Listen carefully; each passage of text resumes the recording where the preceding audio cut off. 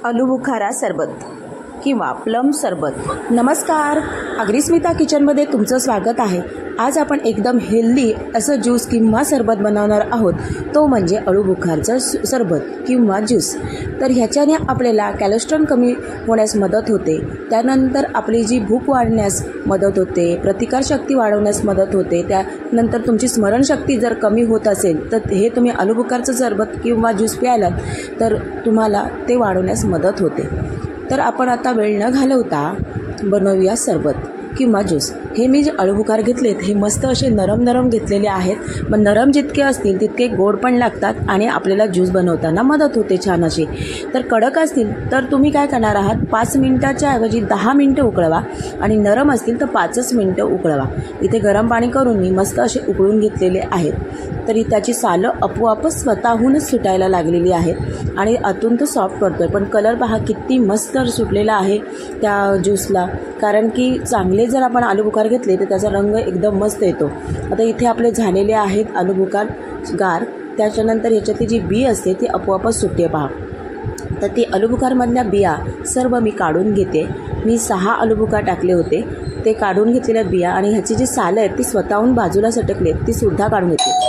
पण ह्यामध्ये तुम्हाला ज्यूस न दिसता पल दिसत आहे, त्यामुळे आपण आता काय करणार आहोत, ह्यामध्ये टाकणार आहोत साखर टाकणार आहोत। जी साखर, कारण की आलूबुखार हे थोडेसे आंबट असतात, त्यामुळे ह्याच्यामध्ये साखर तर टाकायला हवीच। त्यामुळे साखर मी माझ्या चवीपुरती टाकलेली आहे। तुम्हाला जितकी गोड आवडते तितकं तुम्ही टाकू शकता आणि हे आपण 5 ते 6 दिवसासाठी बनवू शकतो, त्यामुळे आपण घट्टच बनवणार आहोत। ह्यामध्ये काळं मीठ टाकायचं आहे, त्याच्याने चव ह्या ज्यूसला खूप छान येते। चवीपुरतं काळं मीठ टाकलेलं आहे आणि हे छान असं मिक्स करून घ्यायचं आहे। आता आपण हे काय करणार आहोत, एका ग्राइंडरच्या साहाय्याने छान असं मिक्सर ग्राइंडर फिरून ज्यूस तयार करून घेणार आहोत। ही साखरसुद्धा छान त्याच्यामार्गे विरघळेल आणि एकदम पातळ होईल आपलं, म्हणजे असं स्पंजी दिसणार नाही किंवा म्हणजे असं पल दिसणार नाही।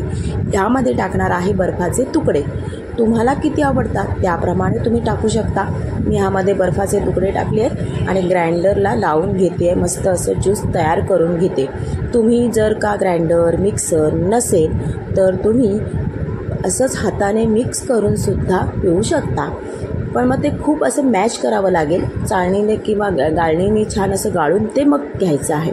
आता इथे आपलं तयार झालेलं आहे ज्यूस किंवा सरबत, कसलं तर आलूबुखारचं सरबत। इथे पहा मस्त दिसत आहे, तयार करून घेतलेलं आहे।